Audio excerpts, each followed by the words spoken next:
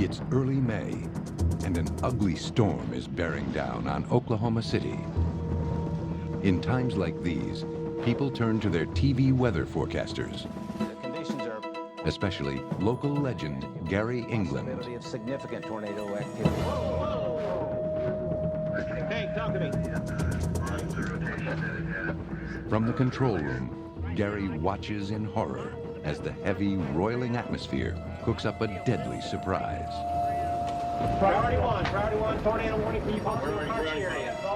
Get Bobby on get her. Priority one, tornado warning for Karch area. This isn't just any tornado. It's one of the most violent and destructive forces of nature, a super twister. This is a major tornado. Wind speeds we don't know, but it's going to level most houses. Get below ground immediately.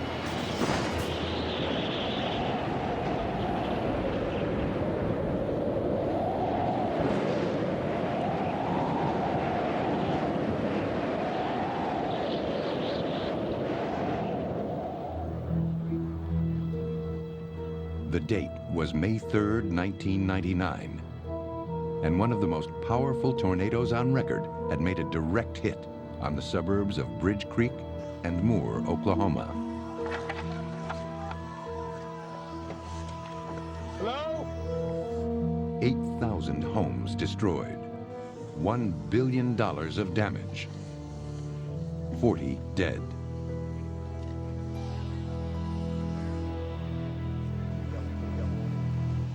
This is what happens when a column of spinning air blows faster than 300 miles an hour. 250 or 300 mile an hour wind can only be compared to those that might be experienced on the fringes of a nuclear explosion. A 300 mile an hour wind is not 3 times as strong as 100 miles an hour. It is 9 times as strong. Most tornadoes strike the American heartland, but no place is safe. In 2002, a super twister struck Maryland, just south of Washington, D.C. If you would have taken the La Plata, Maryland tornado and just moved it north about 30 or 40 miles, you would have gone from beltway to beltway, right across the Potomac and through the nation's capital. For decades, storm chasers have been stalking the super twister, trying to unlock its deadly secrets. Now, armed with a slew of high-tech gadgetry, scientists are probing deeper than ever before and creating their own tornadoes inside a computer. Will they finally win the battle against one of nature's most terrifying killers? Hunt for the super twister right now on Nova.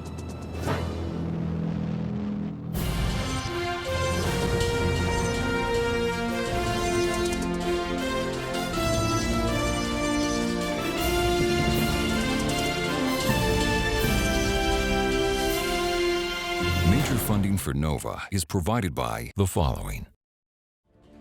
The David H. Koch Fund for Science, supporting NOVA and promoting public understanding of science. The Corporation for Public Broadcasting, and by contributions to your PBS station from viewers like you. Thank you.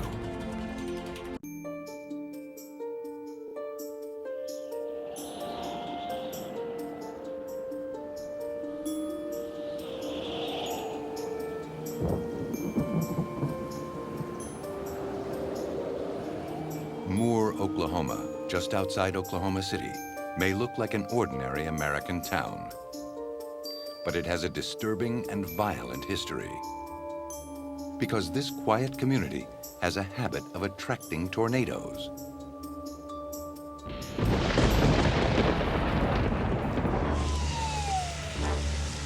Numerous gas lines have been busted. The town was hit by major twisters 2 years in a row.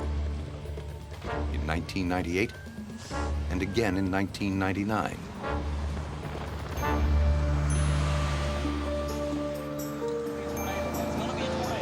In May 2003, the unthinkable happens again. Another major tornado heads straight toward Moore. There you go, it's down on the ground. This time, the spinning vortex makes a beeline for Mama Lou's Diner. were sitting out here having dinner, and my daughter called and said that a tornado was coming our way. The manager told us we needed to either leave or stay, get in the freezer, walk in.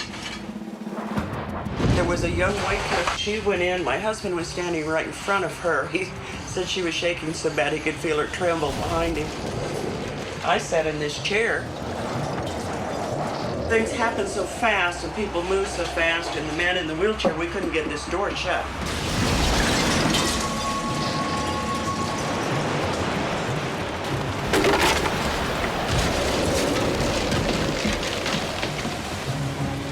When the tree came through the hallway, we just fell kind of backwards and it was over with.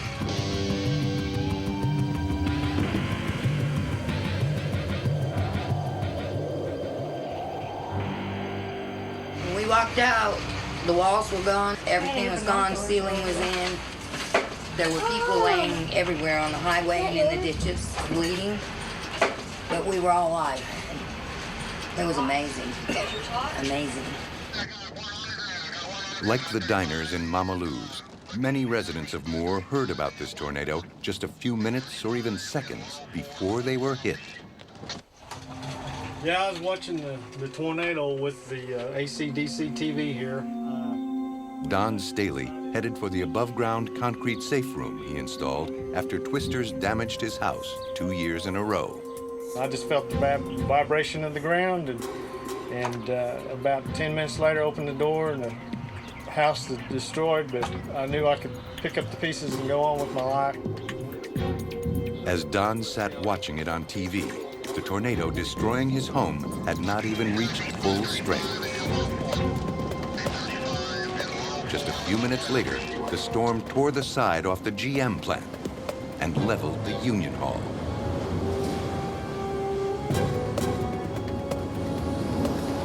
Many fear that scenes like this are a sign of things to come.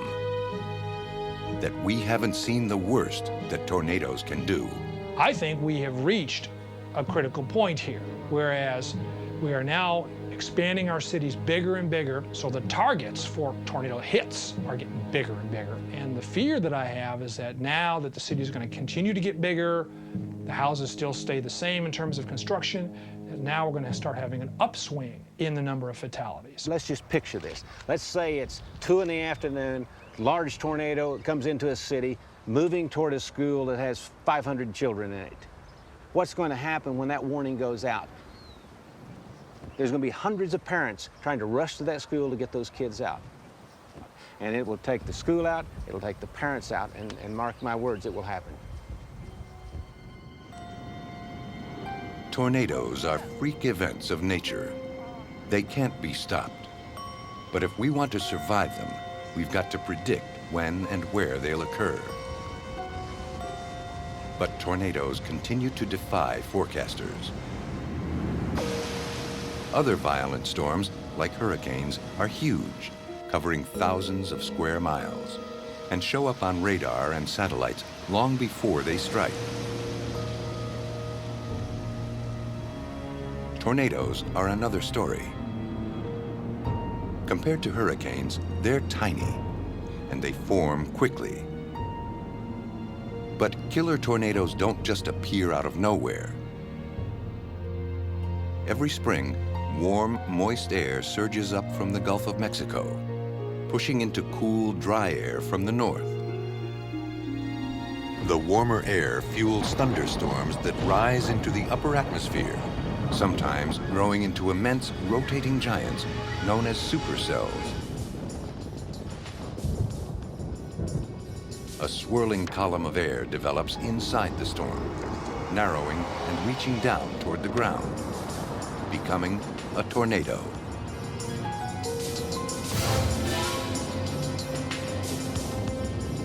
Over 1,000 tornadoes touch down in the United States each year.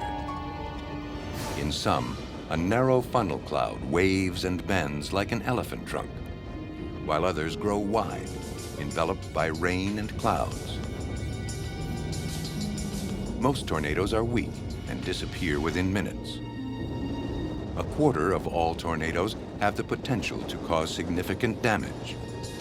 A rare few unleash the enormous energy stored in the atmosphere, generating ground-level winds above 200 miles per hour and traveling dozens of miles. He's gonna drive into it if he's not careful.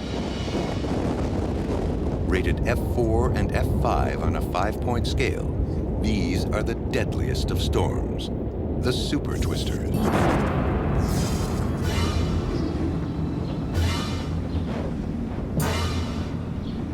They do happen. They happen nearly every year. And of course, if an F5 comes down your street, if you're not in a safe room or a basement or a cellar, you're probably going to be history.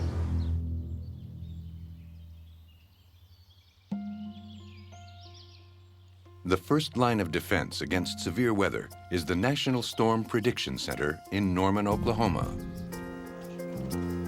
But unfortunately, even these scientists can't predict exactly where and when a tornado or even a thunderstorm will strike.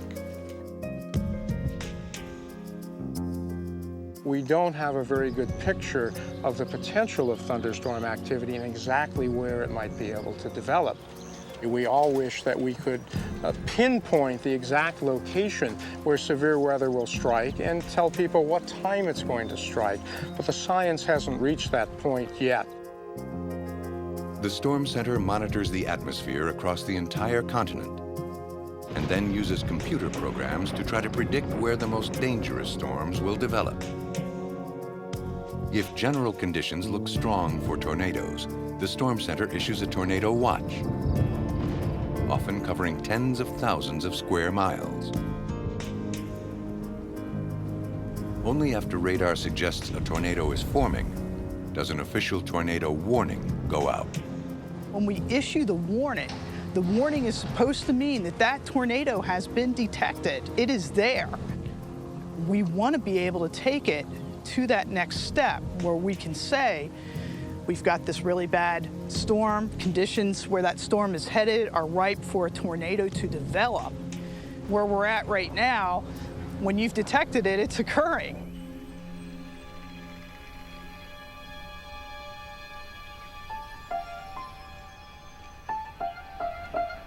Official tornado warnings often come too late. On average, only 12 minutes before a twister strikes. And frequently, they're false alarms.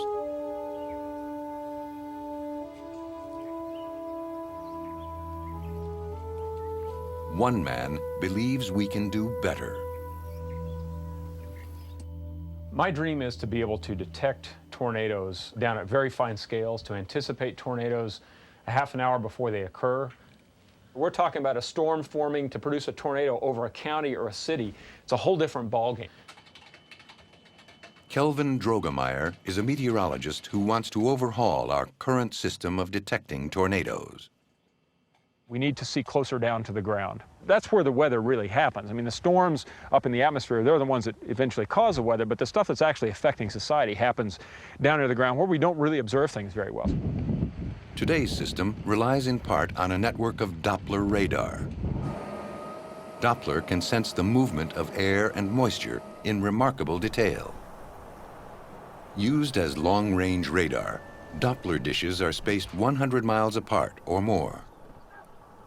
Gazing out over the horizon, they can't see what's happening close to the ground, where tornadoes form. There's a limit to tornado prediction, and I believe we have reached that limit right now.